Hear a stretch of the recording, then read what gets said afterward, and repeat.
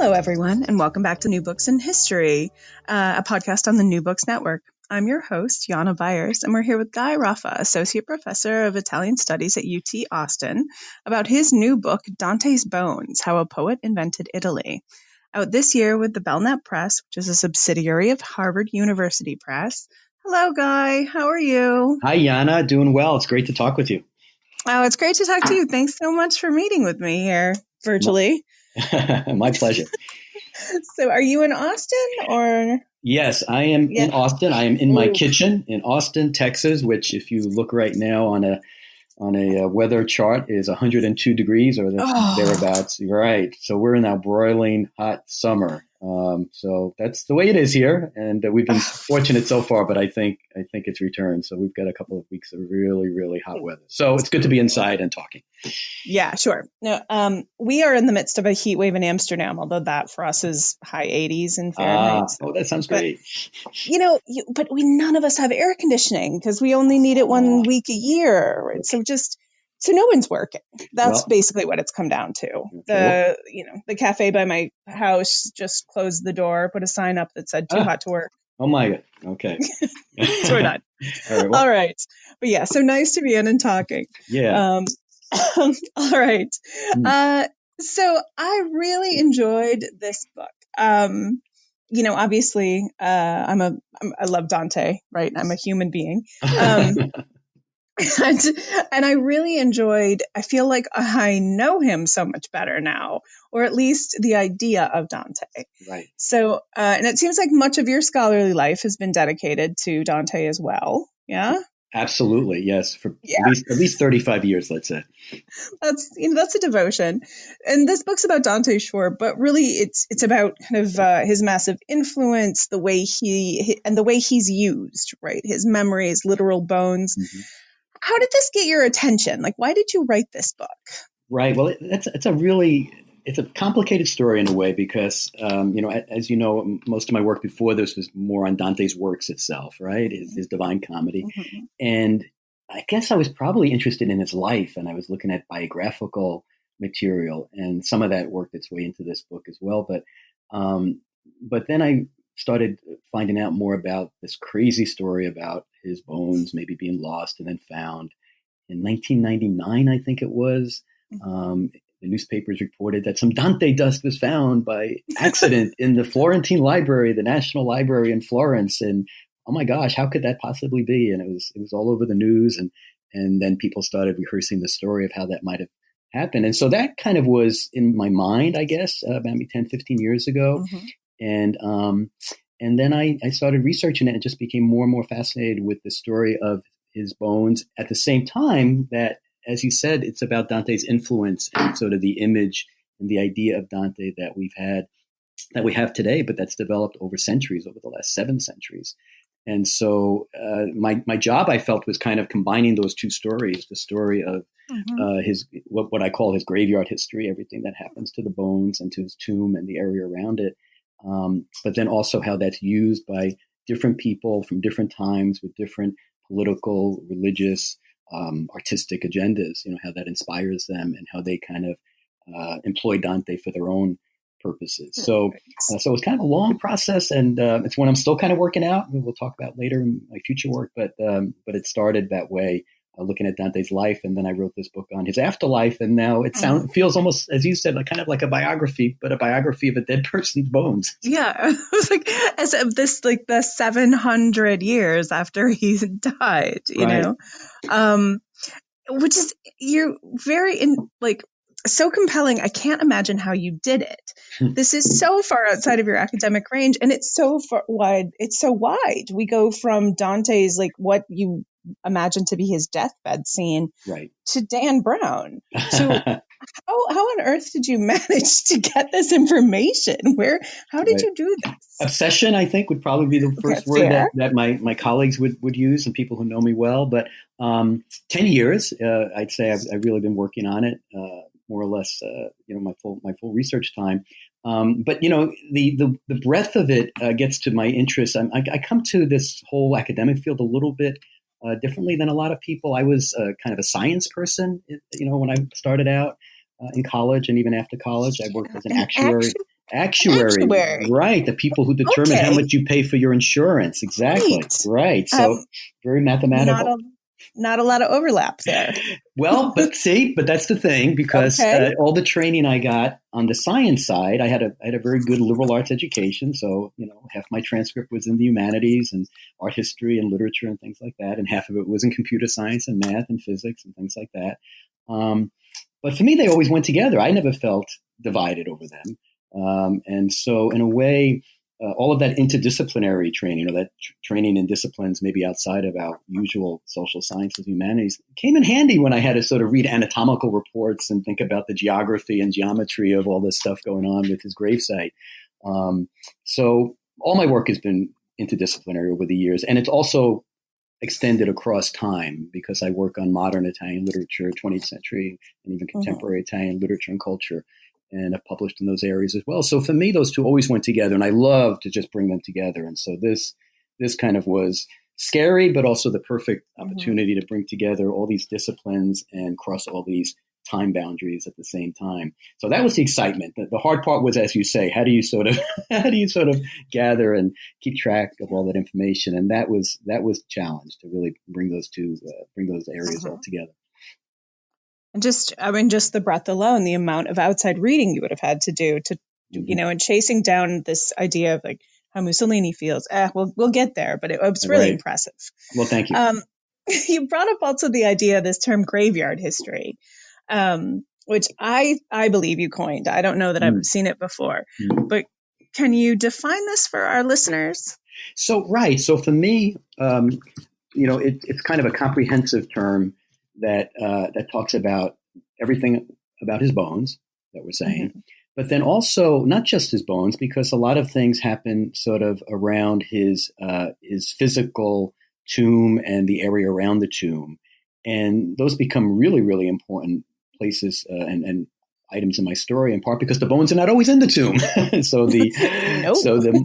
So what I'll call, and I use different terms. I use mausoleum. I use maybe mortuary chapel. It's hard to know how to really define this little structure that we would find today if we went to Ravenna, Italy, and one of the places I'm sure we would visit would be Dante's tomb, and we'd see this little, relatively speaking, smaller neoclassical temple. And the one we see today, the building we see today, was built around 1781. By Camillo Morigia, and his tomb, the marble sarcophagus, is inside there, and his bones we think are there now. Just to sort of spoiler alert, that's probably where they are now. We think next year is the 700th. 2021 is the 700th anniversary of his death. There had been talk about opening that tomb. I haven't seen anything recently in the Italian news or in the festivities that are planned for the next year to suggest that, but I think we'll just assume they're there. So the graveyard history, right, refers to his afterlife, his physical afterlife, which is really striking for someone like Dante, who's such an expert. He's the world's best expert, I guess, in some ways, on the spiritual afterlife, right? We know him for the Divine Comedy, for the Inferno and the Purgatorio and the Paradiso. So I thought that was also kind of a really kind of maybe ironic, but really powerful connection, that the person who is so good at describing the spiritual afterlife has had such an adventurous physical afterlife. So that's the other term I use, Jana, I guess, physical afterlife, when I refer to sort of all of these events that occurred to his body after his death. But the graveyard history, I think, is better because it encompasses also a lot of the renovations and a lot of the activities that I talk about in some of the chapters of the book that happened over the years, especially in the in the 20th century under Mussolini's regime. Skeletal history is a term that other people use. When they talk about, there are other books that I mentioned, other famous people who've had very adventurous physical afterlives. Mussolini himself has. Abraham Lincoln has. Right? We could probably all think of examples. Descartes has. And skeletal history also applies. But graveyard history, I don't know if I'm the first to coin it, but I certainly make good use of it, I think, in the book. Absolutely. Well, I did a quick Google search and just in case you're interested. Great. So I really, with my, I think now I'm apparently actually that makes me an expert at Google search. There you go. I've learned from Facebook, but no, I do. It's certainly a good term. Well, part of why I was interested in this term, because I think it captures yet another dimension, which is that people go, what graveyards do. right? Why we're interested in tombs anyway. We go to commune, we go to like get a piece of them, right? I want to visit Dante in the hopes that my writing might improve. And there definitely, you tell that story. Yeah. Right. I mean, that's so important about how Dante's bones, idea of Dante's bones, really, people want to touch that and, you know, and hold it and use it. And, you know, so I think maybe inadvertently it's even better than you think. You know what? That's a really good point. You got me thinking. The best example, I think, from the book that I talk about at some length is Byron, the poet Byron, Lord Byron, who actually moves to Ravenna at some point. Again, this is in pursuit of one of his many lovers along the way. And as they're having their affair in Ravenna, he is living just 50 yards or so, I think, from Dante's tomb. Today we go to Ravenna. There's a Hotel Byron, I think, in the area. And he writes some of his best poetry actually there. But he talks about going to the tomb, and it's almost this very sacred ritual. He goes there twice, actually. Once he goes there and he brings his own copy of the Inferno. He has a copy that one of his friends got after Byron died. And it's Byron basically sort of presents the Inferno to Dante as if he's getting Dante to sign it, like in a book signing. You know, Dante in his tomb would be kind of dedicating the book. And then he goes back a few days later and he brings one of his own volumes of poetry. You know, Byron is world famous at that time. And he kind of leaves it as an offering. But he explicitly goes, just as you said, he goes there in a way to draw inspiration from Dante. He sees Dante as this great model, you know, obviously from Italian literature, which Byron is very interested in. But also, and again, this is a major theme, I think, of the whole book as kind of political inspiration, because Byron, like many people at that time, is already, this is 1819, but he's already basically trying to rally the troops, rally the cause of Italian liberation. It's still going to be another 50 years or so before Italy will be liberated. But there are those movements. There are actually going to be some, even some military moments along the way, and Byron will be very much involved in that. So Dante, you know, and this is probably maybe a less recognized aspect to his legacy, but Dante is seen again as kind of this liberation figure, again, because of his own political trials and troubles. He was exiled, right? And he has this idea of Italy being riven by factionalism and also foreign intervention. And he wants Italy to be, you know, to be united. It's not a country, obviously, in his day and age, but he wants it to be at least kind of free of all of those problems. And so Dante becomes the model, and not just for American liberation, not for, I jumped ahead, not just for Italian liberation, but, you know, as you saw, I think in the book, he becomes that model even for American liberation and freedom in the during the Civil War years for the emancipation of slavery. So he becomes this figure of liberation for people like Byron politically, and an inspiration artistically as well. All of those things kind of wrapped up in one. I think that's what makes him so powerful and so interesting over the years. Yeah, the very useful afterlife of Dante. This is a place where, you know, there's so many places here where you suggest things that might happen. So before you begin your book in earnest, you include an author's note in which you warn that you conjecture, which is really cool. I just loved reading this, and I found it as an historian, it was so great because it makes clear a couple things that I don't think scholars are particularly good at admitting. Right? Like one, that our process is windy and full of steps backwards and morasses, and we have to navigate a lot of contradicting material, which means that two, we do so with care, but at some point we just have to make basically educated, very, very educated guesses. And sometimes we're wrong, you know, and sometimes someone will show that we're wrong.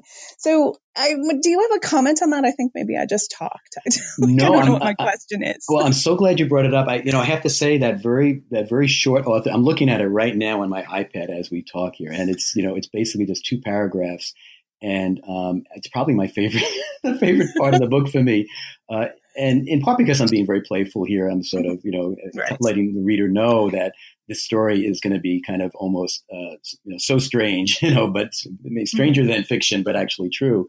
But I'm just going to read one sentence from it because you just kind of paraphrase it, but it's some of my, I think it gets at what you're talking about. I say that in spite of basically me telling you what people are purported to have said and done, I'm frightfully aware that for certain episodes, even the best available sources of information are vague, incomplete, obscure, or blatantly contradictory. I think I would add biased in there now too, in our current age. Sometimes all at once. And then I think this is the key. I aim above all to clear a path through the shadowed wood of Dante's graveyard history, there it is, but not necessarily a straight one. Strange twists and knotty complications are an essential feature of the story, and they deserve respect. That's one of those sentences when I wrote it. I said, okay, that feels just right, because this is going to be a windy story. It's going to have complications. And as you say, my sources are going to be all over the place. And, I'll do the best I can to sort through them. But we don't know, right? All of this has happened the way it did. And in 2021, if they opened up the tomb, maybe they would find something new, that I didn't know about and nobody else sort of knew about. So I think I ended my note by saying, if and when new discoveries provide greater understanding, Noah will be more pleased than I to join Dante's Virgil in saying, let no falsehood deceive the truth. So, it's a constant process, right? In terms of trying to get it as right as you can. But also, as you said, even though I'm doing this tongue in cheek, it's a recognition that as scholars, as historians, right, we're dealing with material that is messy, and we just do the best we can. So, right, I wanted to be upfront about the conjecture. That said, so that note could be at the beginning of a Dan Brown novel or something. That would be that would work in a fictional thriller that sort of pretends to be true. But obviously, my book is not that. So so I do try to stay faithful to the evidence. But I do have to kind of sometimes conjecture, as you said, to kind of imagine. And what I did in the book, because it is an academic book, published with Harvard, I tried to be upfront about that and say, okay, so here I'm providing what I think is a very reasonable reenactment, let's say, or reconstruction of the scene, based on the evidence. I'm not going to make up dialogue, so I'm not going to write a historical fiction. You're not Dan Brown, right? I'm not Dan Brown, and I didn't want to do that here. Really so, but I am setting a scene. But that means I'm going to look at what the weather was like on June 11th, 1865, and I can get that information. I don't have to make it up. I can sort of get that. But then I don't know what it sounds like when the pickaxe is hitting. I mean, I do know what it sounds like for a pickaxe to hit bricks, but I wasn't there at that moment when this particular one happened. But I can sort of, from my own experience with a pickaxe hitting bricks, when I was a teenager, I can sort of imagine what that sounded like. Yeah. So so that's how I said. So that's how I did that. But yes, right. So it's history, but there's also a lot of room here for conjecture, or at least interpretation, as there always is. Well, I mean, the other options I think are untenable. So either we only write about what we can prove without a shadow of a doubt, boring, right? Yeah. Like then we go nowhere, or we're dishonest, and that's equally impossible. Right. But I mean, part of it is that you're pulling apart this mystery, right? I just imagine you coming across a thing and coming across some item of information and opening, and running to your library and finding more things. You have a genuine mystery on your hands. That's right. Yeah, and I tried to structure it that way, right? I tried to at least give the structure of sort of a thriller or a mystery, at the same time that we know kind of how it's going to end up. All right, so let's go there, right? Part one of your book, Bones of Contention and Nationhood, starts right at the beginning. Dante's death, his funeral, entombment, the translation, that's a technical term, but then when you move the bones of someone, usually saints, but the translation of his remains, legal and illegal. And so you start with this, describing this very long process. So I think my favorite, what I really want to know, my favorite question throughout the book, where are Dante's bones? Yes. So they are in Ravenna, Italy. And the tomb, as I said, is in this little neoclassical building structure that we can visit today. You can get on Google Maps and probably even get some good images of it even that way. And so they have been resting there. We think, peacefully, hopefully, at least since World War II. So that's going to be the last time in my story when they're actually moved somewhere. And we can maybe get to that a little later. That's one of my favorite stories of displacement. But but we think they are back there. So and they never moved very far, actually, as well. I mean, my story is going to get into adventures where we don't know where they are, but it turns out they will always be sort of in the general area, but they're not always going to be in the tomb itself. They're going to get stolen, and they're going to get refound, and they're going to get examined, and they're going to get put back, reburied, and then they're going to have to be taken out again. So sometimes purposely or with knowledge of the public, and sometimes not. But they are in and have always been, it seems, at least in Ravenna since the day Dante died in 1321. Are you sure? Are you sure about this? I can't be sure. You're right. And as I said, 2021 is around the corner. Maybe they'll confirm it. But at least we know they were put back there. And so unless they were taken again in the dark of night sometime, they should still be there. Well, because I visited, obviously, I've gone to be inspired by Dante. And when I was reading this, I was like, was he even in there? Like, was I talking to someone? Who was I talking to? But let's give me a couple of highlights from the trip. I would like to know about the pilfering Franciscans. Right. I think everyone wants to hear about that. Oh, the theft is the best part. And that's why, in a way, even before the part that you described where I get to his death, I have a prologue, right, where I actually give you this scene in 1865, May 27th, 1865. They are renovating a chapel, which is about 8 meters, 25 feet or so from Dante's mausoleum, his tomb. And lo and behold, the pickaxe hits the wall because they have to make some room to get the handle of a pump in there to pump out water as they're working in the excavations. And they hit wood, and this plank of wood sort of opens up, and bones start to fall out into the muddy water below. And the poor stonemason, this man Pio Folletti, starts to pick them up. He probably knows right away they're human bones.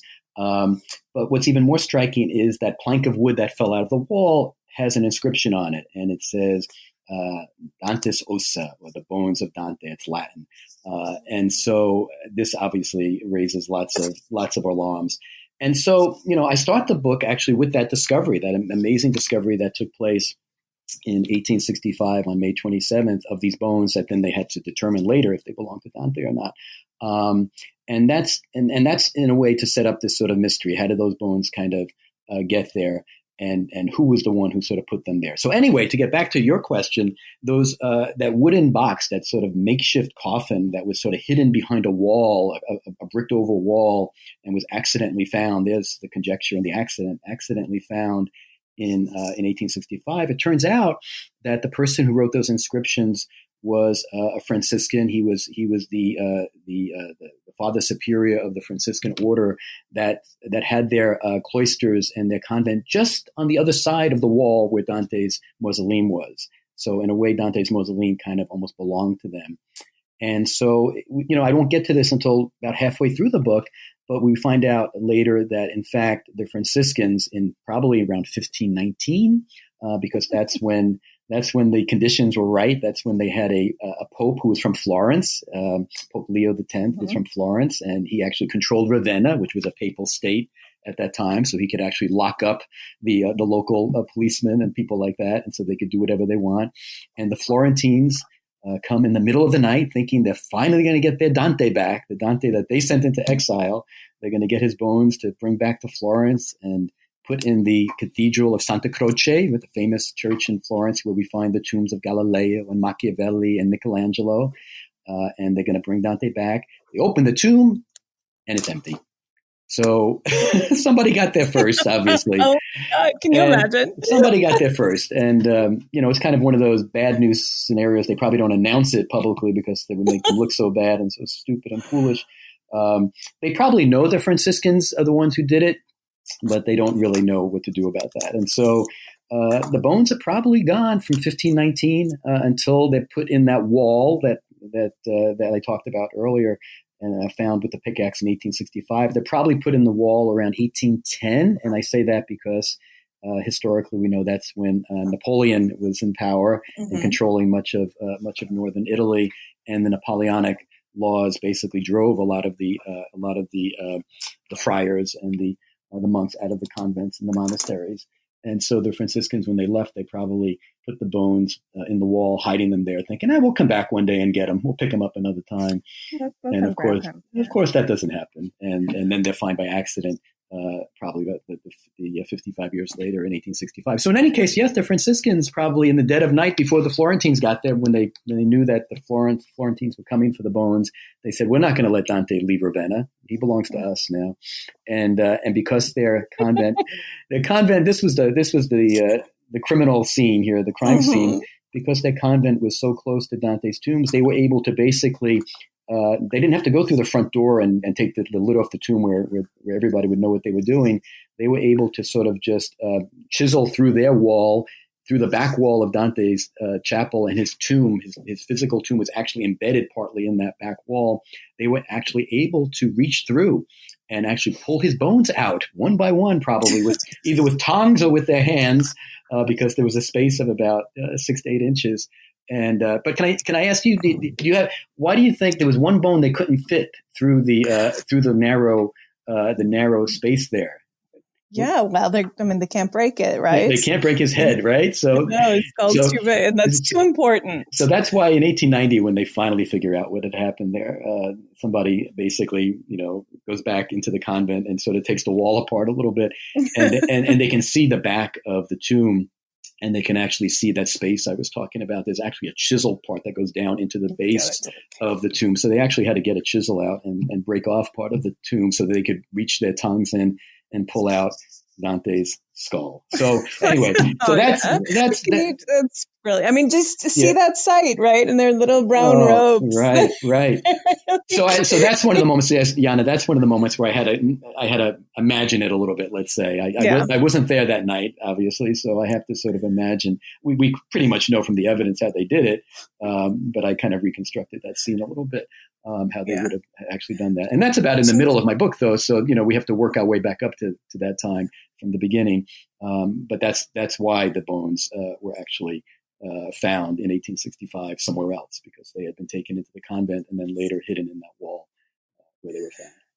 Yeah. So why is it so important for Florence and Ravenna? Why are monks thieving in the middle of the night? Why do we have to get a pope to march over? Right. So a lot of the earlier chapters of the book, I think it's Florentine remorse. Right? They feel remorse. They've kicked Dante out in 1301, 1302 is when Dante's exiled from Florence for political reasons. He's on the wrong side, and he's on the wrong side not just of the political faction, the Black Wealth faction that's looking to stage a coup, but he's also on the wrong side of the Pope of the time, Pope Boniface VIII, Dante's arch enemy that people know if they read the Divine Comedy. Dante gets his revenge many times over on Boniface VIII, who's not dead yet at the time of the journey through the afterlife, but Dante tells us he's coming, so he basically damns this Pope before he dies.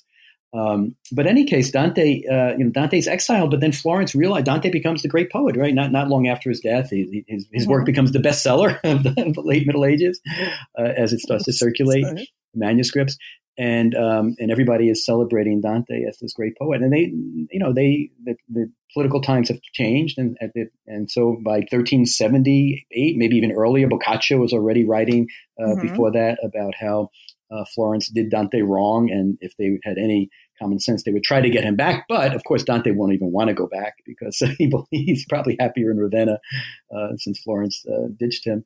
But then they will have these serious efforts, 1378, 1396, 1429. These are all dates that we can ascertain where Florence makes petitions to Ravenna.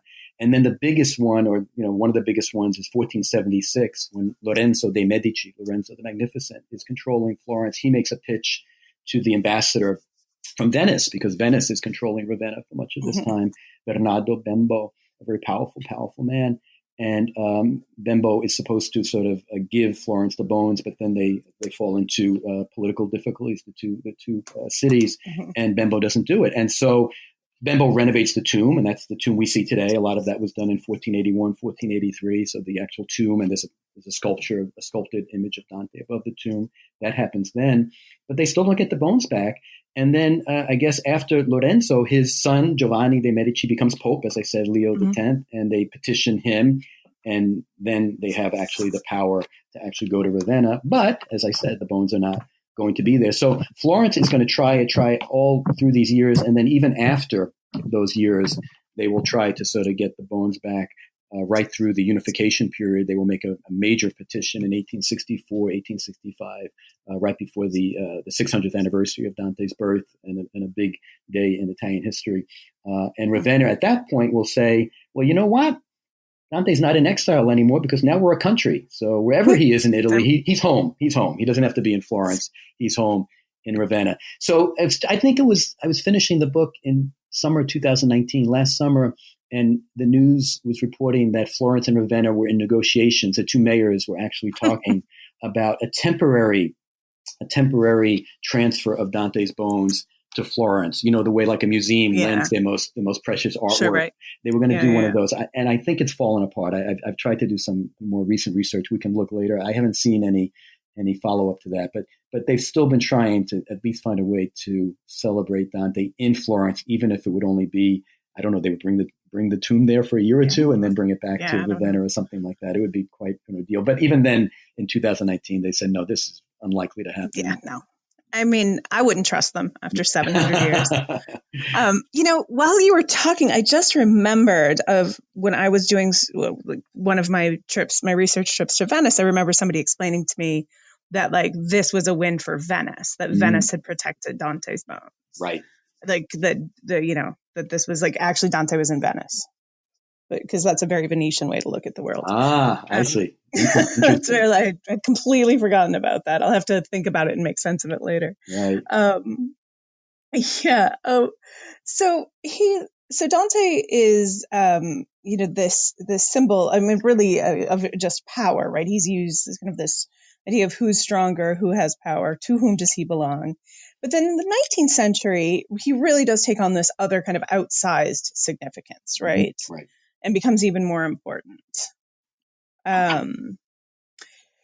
So one of the things I think a little vignette I would like to talk about, kind of draw meaning out of, is the desire to find Dante's true face. Mm-hmm. Okay, in the 19th century, we see this happen. So what's going on there? Right. So everybody at some point, Dante. So going to where you started, Dante even by the late 18th century, but certainly into the 19th century, now he is sort of recognized not just as a great poet, but he's kind of the father of the Italian language too, in some ways. Yeah. Because the language and the literature go together, right? And Tuscan, right? That the language of Dante and Boccaccio and Petrarch will become kind of the highest level of Italian language and literature. But he's also now, because of the political ferment of especially as we move into the 19th century, he's recognized as, I think I call him the ancestral father and prophet of Italy. Father, because it's almost like, a George Washington figure, I think, we would say, but obviously before way before Italy would become a country. So that's why I would say ancestral, as opposed to a Garibaldi figure, let's say, who would be kind of the, father of the unification, or one of them. So he's the ancestral father, and the Italian writers and thinkers will constantly refer to him that way, but also the prophet, almost like a biblical prophet, because Dante talks about Italy so much in the Divine Comedy. And he actually maps out the borders in some ways, right, in terms of what kind of belongs to Italian shores, or what's within the Italian borders. So he will be used in the 19th and then especially in the early 20th century as kind of the cartographer, the map maker of Italy, as they make claims on different lands that are still outside the borders. But in any case, so he's the father and the prophet. And so everybody has to kind of make Dante into their own image. And that's where the face probably sort of comes in. Sure, yeah. And so if you're an Italian political thinker, Republican Italian thinker, in the sense of a nation, then you're going to make Dante into sort of your, one of your followers, or one of your precursors, let's say, the person who kind of inspires you. But if you're on the church's side, because obviously the Catholic Church does not want to give up Rome, let's say, as the capital of the new Italy. It's going to take another 10 or so years before that happens, even after unification.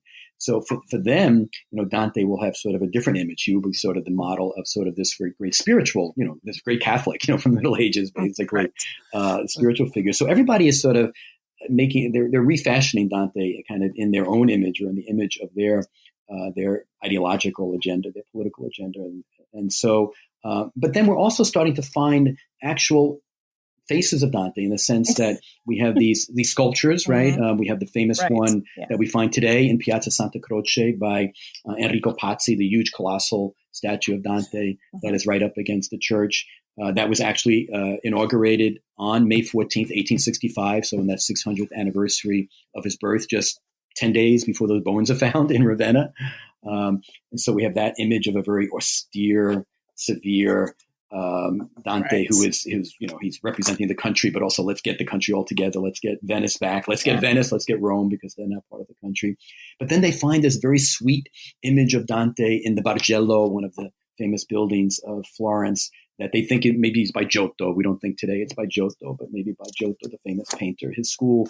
And it's a very, very, it's a younger Dante. It's the Dante of the Vita Nuova, of his earlier work, The New Life. It's Beatrice. The lover of Beatrice, exactly, right. Yeah, he's Beatrice's lover. Right, yeah. And so that's another image of Dante over the centuries, right? Dante and this great love affair of Dante and Beatrice from his perspective, obviously. So these are the competing images that sort of start to, and that's 1841 when they discover that fresco, and we can see that many, many times over. So these are these images of Dante, and his true face is basically a way of saying, okay, well, Dante kind of belongs to me, right? And he belongs to my cause. And that's as you said, that's starting up here very, very strongly here in the unification period in the 19th century, but it's going to become maybe even more important, I think, in the early 20th century. The next time that his body is exhumed. Yeah, and that idea too. I mean, there's the proverb about how in Rome you pray, right? So what is he? Is he the lover? Is he the devoted Catholic? Like, to whom does he belong? To what does he represent? What is the goal of Italy? What is a unified Italy supposed to look like? He's really useful in this way. Then let's talk about Dante and the fascists, which I was not prepared for, right? This was, the fascist use of Dante was really stretching for me. That was difficult. And I want to be upfront here. There's been some excellent scholarship on this that I make very good use of, I hope, in the book on Dante under fascism. I think what I'm probably bringing to this conversation is the focus again on his graveyard history and connecting that to the fascism. So in any case, so the event, I guess, the key event there would be leading into World War I. Italy is famously not decided at the beginning what side they're going to go into the war on. And it's 1915 when they actually declare war finally on Austria and then on Germany a few months later. But it's actually using Dante that they get into the war. In other words, Gabriele D'Annunzio, who is the most important person in Italy at the time. He's a great writer, poet, novelist, but war hero, even from before that. But he's also this person who commands great kind of respect in the press and he's a populist leader. He's one of these people that we would sort of be very wary of today, but he's very charismatic, and he's going to be Mussolini's main competitor in a few years. But he gets Italy basically into the war, intervening in the war, in part by calling on Dante, by saying, look, we have to sort of live up to the great example of Dante, where we would crown him in Rome, et cetera. And so he kind of rallies the troops, rallies the Italian public to eventually come on the side of war. And they go into war. Dante becomes used in the war for wartime propaganda with stamps and postcards, things like that. And then coming out of the war, obviously, Italy, is on the winning side, but it's called a mutilated victory. D'Annunzio actually coins that phrase. In other words, they won, but they paid a really high price. And what did they get for it? They lost 650,000 people, and they expanded their borders a little bit, but they didn't get a lot of other things they thought they would get. They got kind of stabbed in the back a little bit in the negotiations. The American president, especially, did not sort of treat them very well. And so, in 1921, just a few years after the end of the war, it's the 600th anniversary of Dante's death, and there's a huge kind of a series of celebrations and ceremonies in Ravenna. In some ways to celebrate the military, to honor the military, the dead and the wounded. And so they are the biggest presence at that time. This is also the time around the world, many different places, we're having the Tomb of the Unknown Soldier is starting to be sort of inaugurated in Rome, in Italy, obviously in the United States, in France, and other places, in England, and other places.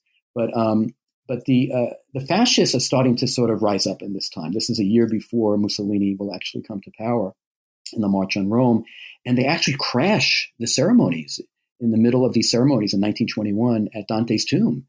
And I talk about this at great length. I don't think that's a story that is all that well known. In fact, even some of my best, this going back to our original point about sources, this is one of those places where some of my best sources are kind of quiet on it. And I don't know if they're embarrassed. Some of these people actually will tend to lean toward the fascists in the years to come. So maybe they were more, in other words, they were more against the socialists and the communists than they were against the fascists.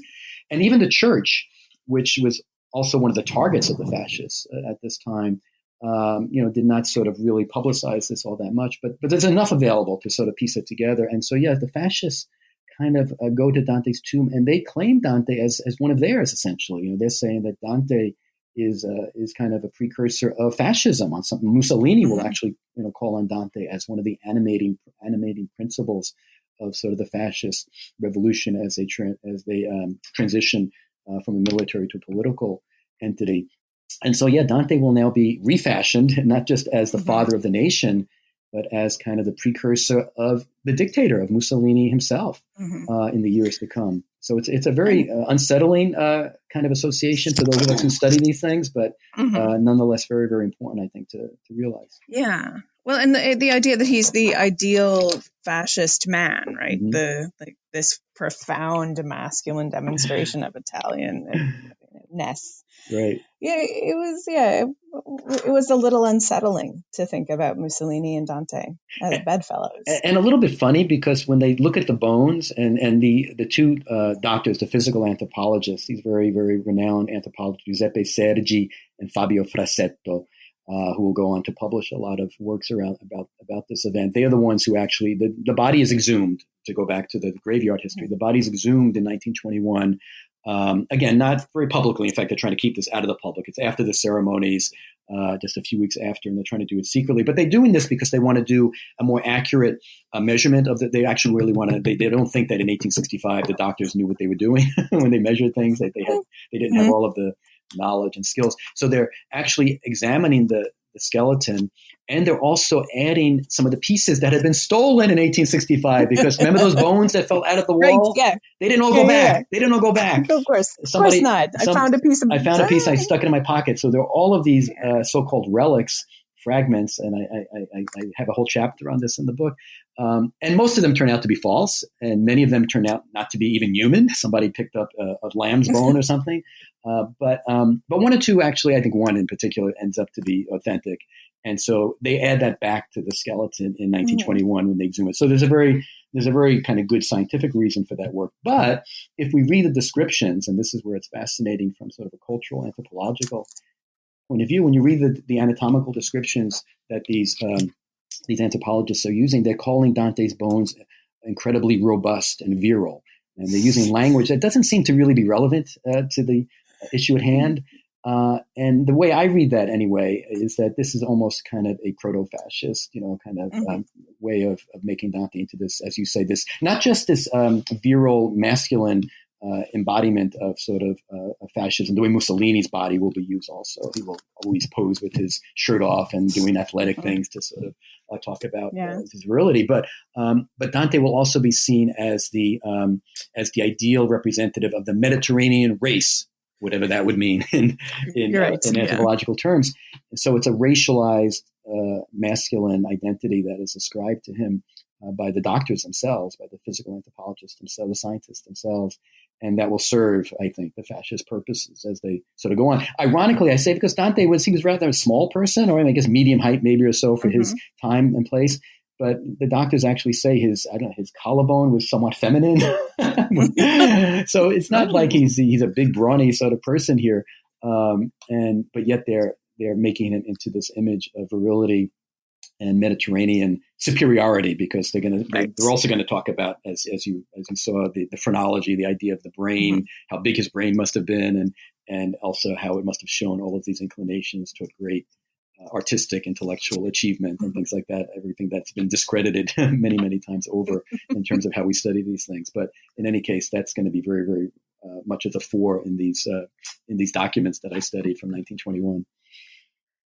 So interesting. You referred to the return of the relic, the Dante's, the relic as his bones. That's a pretty specific word, Guy. Right.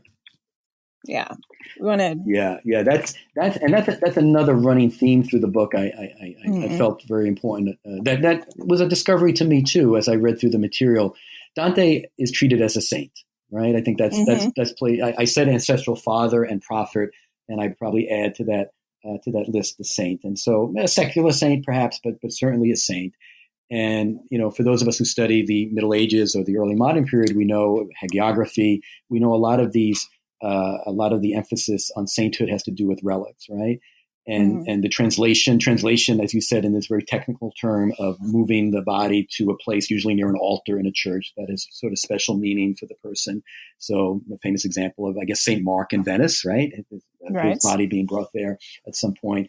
And so that's not a term that I'm just imposing on the story. That's a term that I actually find translation in Latin or in Italian that I find over and over again in the documents. So even the petition to Pope Leo X that I mentioned earlier in 1519, the writers use a word like a translation. So they're talking about bringing Dante back to Florence. So it's as if he were a saint and they need to get his body back to the church that would be most important to him, which in this case would be Santa Croce in Florence.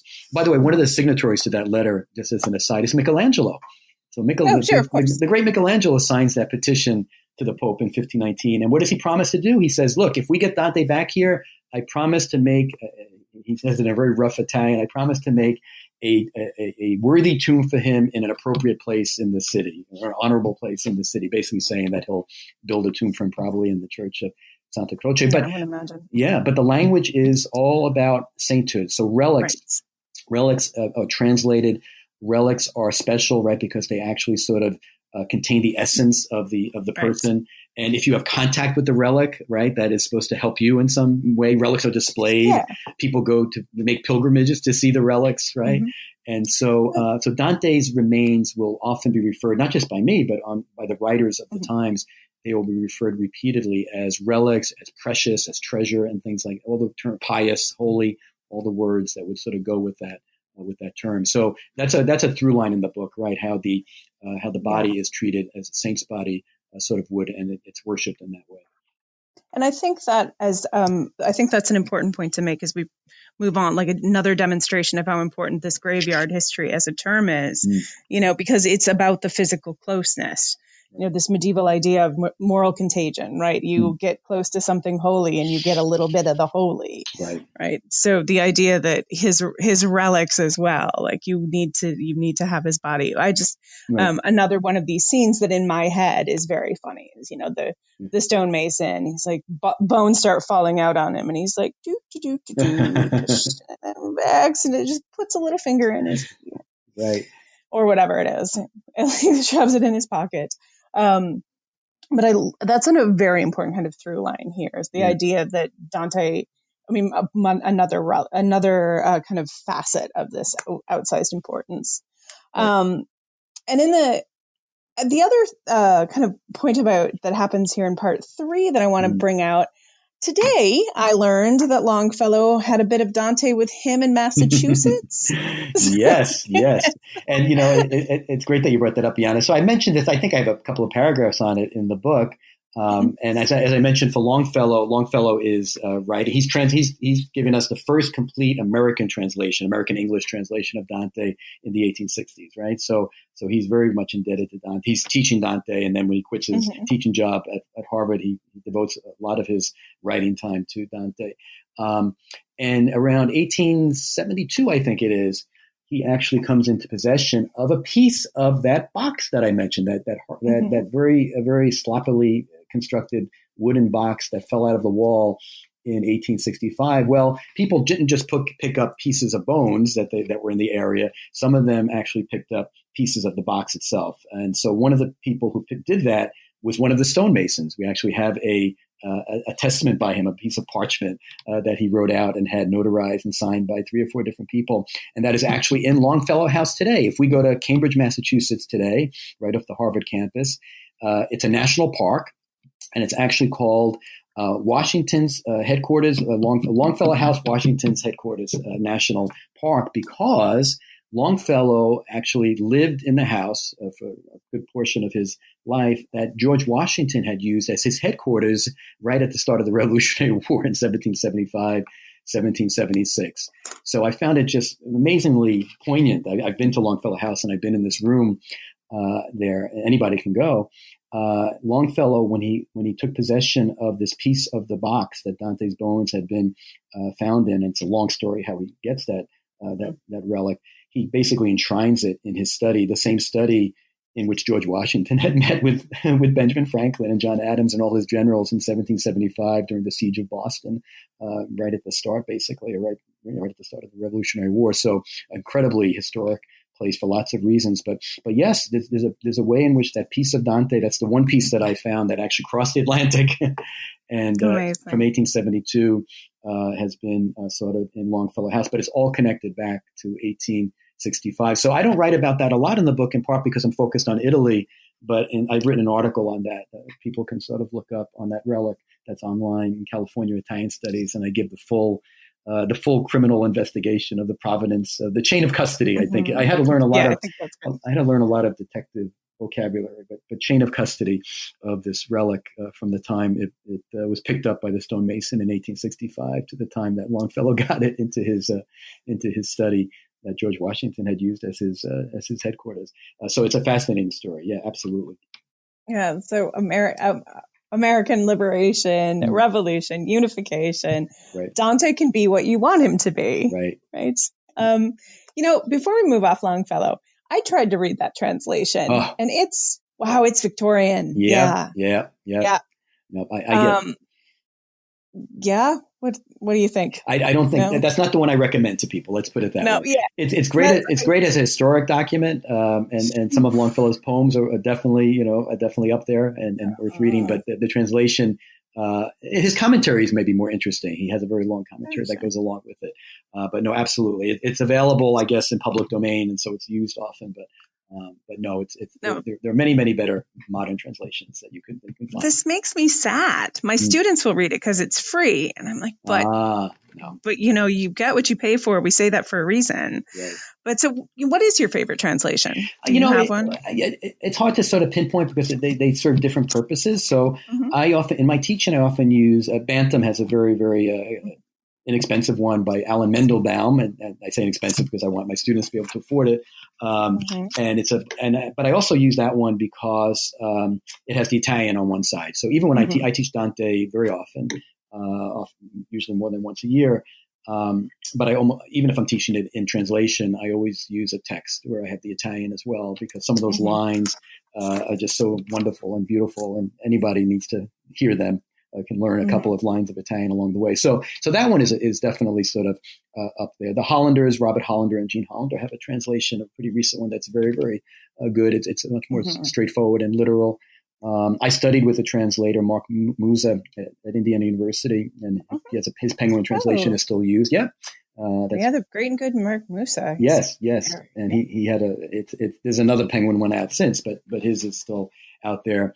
And there are others. But what's fun is looking at some of these translations that are kind of adaptations more than translations. So Mary Jo Bang, who's a very accomplished poet, has an Inferno translation that's popular, and you find it in bookstores.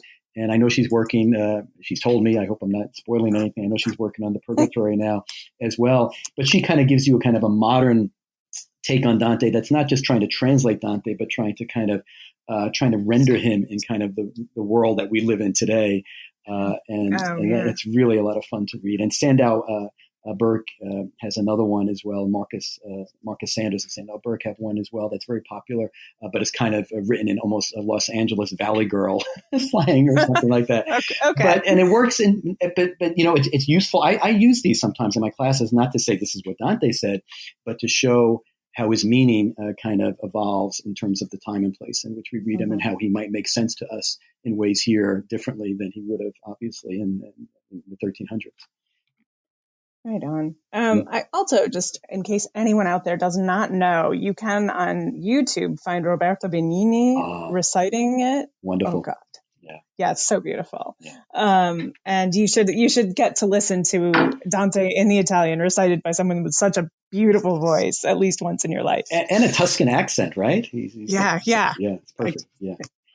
It's not my favorite accent, I'll admit, but perfect for that. Venetian, yes. No, I'm not even going to pretend that Venetian is a nice way to speak Italian. There you go. Yeah. All right. So let's take a minute. Let's get to at the very end. Right. We get to the Da Vinci Code.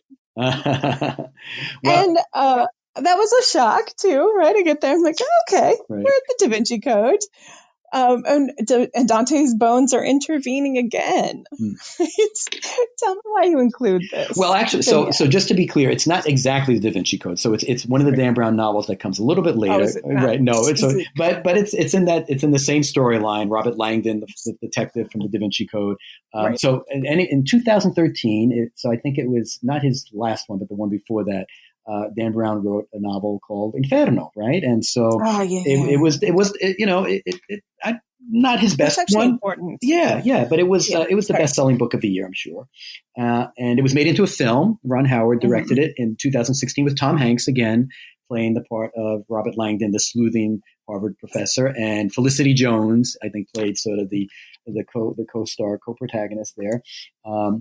And so, right, Dan Brown, when this novel came out in 2013 called Inferno, I was already working on this book. And I thought to myself, oh, no, he's going to scoop me here. He's going to write all about Dante's bones. It's going to be because it's such a great mystery story.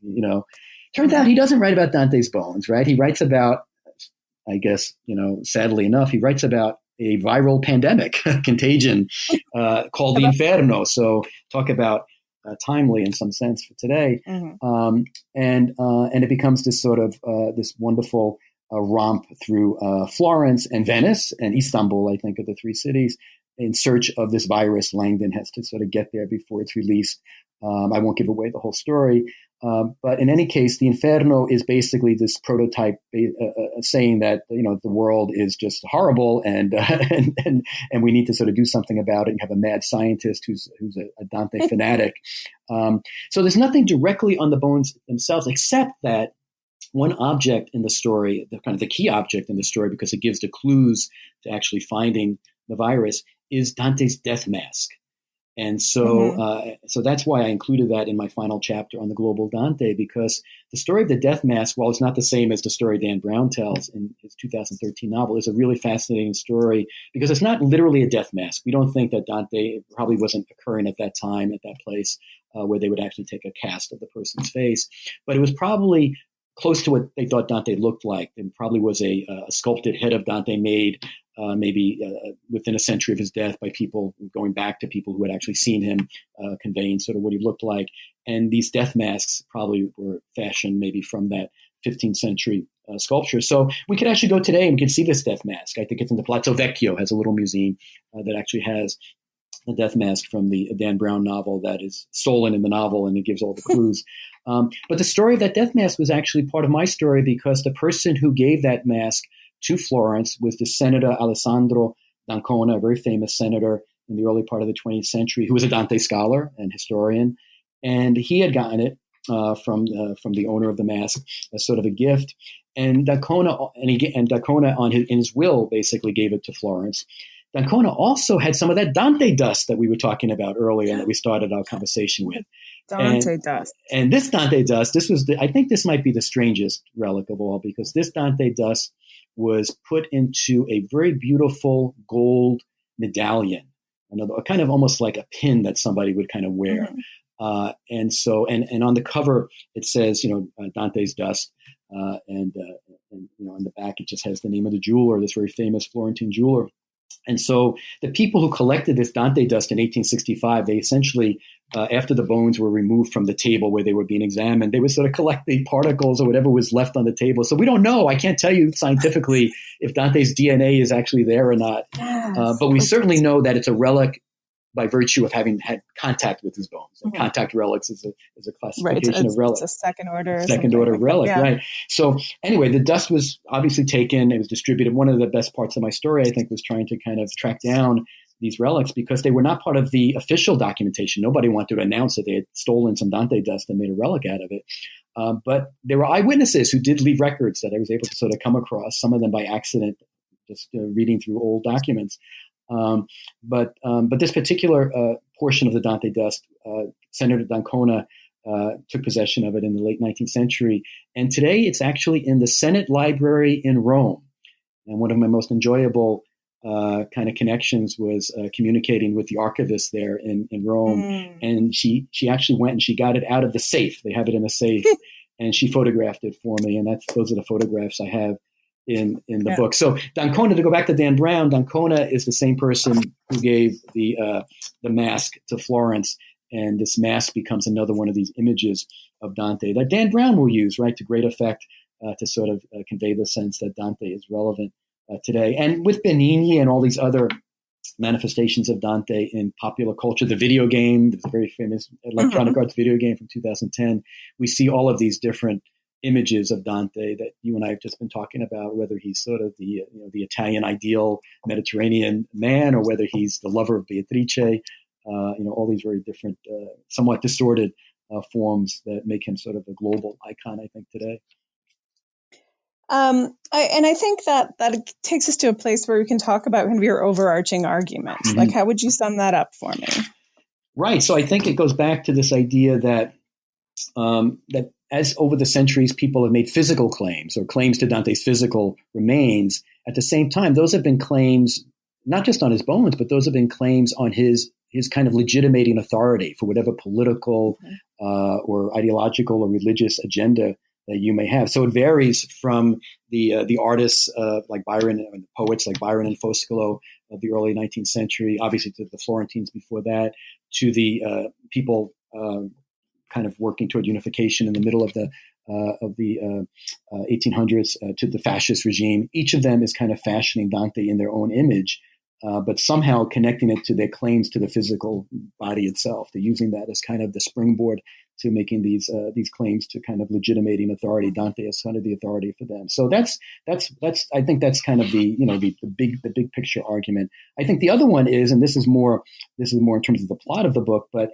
as Dante as the portion of his bones that becomes relevant diminishes from the full skeleton, to bones, to fragments, to dust, right? So you're going from big to small. His significance, his stature, his cultural stature is growing. He's a regional figure, a figure of regional rivalry between Florence and Ravenna, for much of the early modern period. But then he's going to become a national figure, obviously, for Italians in the 19th century. Then I guess if we want to distinguish between national and nationalist, perhaps, right? He's going to become this nationalist figure with the negative connotations of the militarist connotations of nationalism in the early 20th century, World War I, and leading into the fascist period. And I think, I don't know, could we agree today he's kind of a global figure? Would you absolutely? Would you say that, even if people haven't read him? Yeah, I think probably more people know about him than a lot more people know about him than have read him, but definitely. Right. And the idea that he has this incredibly, this power that you evoke Dante centuries after his death is really interesting. It's what, that's immortality on this level. And then the irony that he's the one who tells us about the afterlife. Yeah. And I think part of the global appeal, because I've tried to, this is a question that I ask myself a lot, is, why is he so popular? Even if people, don't necessarily even read the book or have any strong connection to the work itself, but why do they sort of still quote him or refer to him in different ways? And I think part of it is he's both, kind of high culture, right? He's kind of this canonical writer, obviously, but yet maybe it's the nature of what he's writing. I mean, he's writing in Italian, right, which is a huge decision on his part, not to write in Latin, as you would know from that period. And so he's already trying to reach a broader audience, right, as many writers today are trying to do. So he's got this kind of artistic and kind of intellectual appeal, this canonical appeal, at the same time that he's very, very popular. It's kind of everyone wants to read a story about hell and condemning people to hell and figuring out what happens to them after. So he's got both this commercial appeal and political appeal and this kind of artistic literary appeal. And I think we should it's gossipy and kind of bitchy. Yeah. It's a really fun read. Right. Purgatorio is less fun. Paradiso, mamma mia, but Inferno is so fun. Right. It's like, ooh. he could have been on TMZ. Well, can I make a pitch for purgatory though for a second? Okay. Yeah. So, and this, I think it changes with age, I think, or maybe with time. So when people ask me, my students ask me, Professor Raffa, what's your favorite part? And I say, well, it depends when you ask me, but as I've gotten a little bit older, purgatory has become more important to me, and in part because of what I've talked about in this book. Purgatory is the realm. In some ways, it's the most innovative realm because, again, it's part of the Catholic theological system that doesn't exist, obviously, in Protestantism, and it's going to cause great problems for Martin Luther, et cetera, and it's going to be abused by the Catholic Church in many ways. But kind of theoretically or theologically, I find it a very beautiful concept because that's where the dead and the living connect, right? The souls in purgatory are the souls who are moving to a paradise. They're not going to hell. They've been saved. They have to kind of purge and purify themselves to go to paradise, but they're still incredibly nostalgic for the real world they left behind. And they're always asking about everybody back home. How is my family doing? How's my daughter? How's my wife? And so there's this and they're praying for the people back on earth. And I remember this growing up with my grandmother in Catholic churches. She would light candles. And, she was praying for the souls in purgatory, I suppose, right? And so there's this reciprocity that I find, apart from the theology, I just find it a very beautiful sort of concept. Going back to the funeral monuments and cemeteries that we were talking about earlier, it's a connection between people who are here and people who aren't here anymore, but it still maintains that sort of connection. So purgatory is probably the realm that I talk about most when I'm talking about the Divine Comedy, because Dante tells amazing stories in purgatory about burials, about soldiers, let's say, whose bodies were never found and what happened to their bodies as opposed to their souls. And so he's very attuned, I think, in his own way to the importance of ritual and sort of how we honor the dead and what happens when we desecrate that ritual in some sense. And so, and those stories are told mostly in purgatory. So that's my pitch for purgatory. It's not as dramatic, not the fireworks. I get it, but if you look at it in that kind of human-centered way, I think it makes some sense. I have to admit, I haven't read past the Inferno since I was in grad school in 1990 something. So maybe I should give it a go. Give it a shot. Give it. It's certainly worth. In this time of pandemic, maybe it's exactly what I need. There you go. All right. All right. Thanks so much. So your personal website, which I'll link to on the post on the webpage, includes something called Dante Worlds. I wish that I had this when I was in grad school. Thank you. Can you do a quick pitch for checking that out? Absolutely. Dante World is a website, as you said. There are also books that go with it, but University of Chicago Press. But the website has a lot of information. It was my big project, I think, right before I started Dante's Bones. And I have a degree in computer science and mathematics, so it was a lot of fun to work with those people again, even as an Italian professor. I didn't do a lot of the coding, though I did some of it, but it was nice to just collaborate with the techies. And we built this very beautiful website. What the graphic design artist Saloni Robertson is a very accomplished studio artist, and she did a lot of original paintings for the site. She sat in on my class, and so it gives the user a geographical navigation through the poem, into a multimedia. So you click, you see an image of the Inferno or the Purgatory or the Paradiso. You click on a region, you go into that region. It's old now, technologically speaking, so it's not 3D or anything like that. But you get a wonderful array of images. I have some audio recordings of the original verses, and then I have my commentary. So I give sort of users sort of a commentary of who these characters are and who these illusions are in a way. So it kind of integrates the text and the image and the sound. But the geographic navigation, I think, is what kind of sets it apart, because there are many wonderful Dante websites out there. But I think this one is still used a lot. I get a lot of feedback on it for that reason. So yes, please, people who are interested in Dante, it's a good guide, I think, as you're reading the poem itself, to sort of go along with the reading. It really is. The commentary is really very helpful. And you bring it to life in this way that I felt connected to the symbolism, and it's really nice. And I think for students particularly, and yes, of course, read the books, but also people, read this book.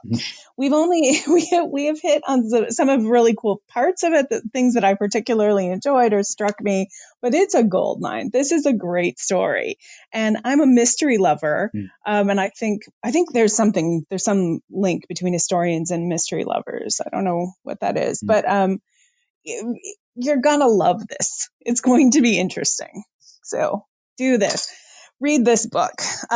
So this is, I know you just finished it. You just finished this, and you deserve a breather, but I am sure you're working on something new. So no breather for me. So yeah, what's next? I was very lucky. I just won a National Endowment for Humanities Fellowship. It's called a Public Scholars Fellowship. Woo! Yes. Congratulations. Yes, it was a very, very, I have to say, a bit of a surprise, but a very welcome surprise. But I won this fellowship to work over the next year on my next project, which kind of comes out of Dante's Bones, a little bit the last chapter where I talk about Longfellow and Dante in the current moment. It's going to be a book specifically on Dante's American afterlife. So whereas I focus mostly on Dante in Italy and Dante's Bones, this next book, which I promise will be much shorter and won't take me 10 years. I've already done some work on it, but it builds on some of the shorter pieces I've written. People can see these also on my website under the essays on Mad Men, let's say the television series Mad Men, the Dan Brown novel we talked about, and some other kind of more contemporary resonances of Dante. But I'm going to be tracing Dante's influence in American culture, not just literary culture. I'll start with Longfellow and the Civil War, but I'll focus a lot on the political liberation theme. But I'll be taking it through the early 20th century when we start to see statues of Dante appear in Italian-American funded events in the United States. There's one right across from Lincoln Center in New York City, another one in Washington, D.C. These were put there in 1921. Some very, very powerful Dante movies that sort of come up in the 1930s in Hollywood.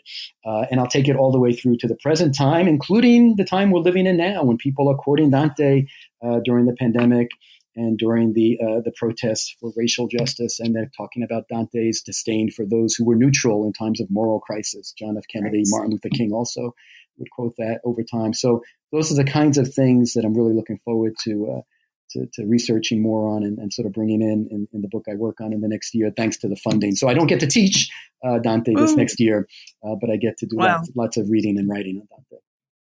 If you're going to take a year off, this is a good one. I think so.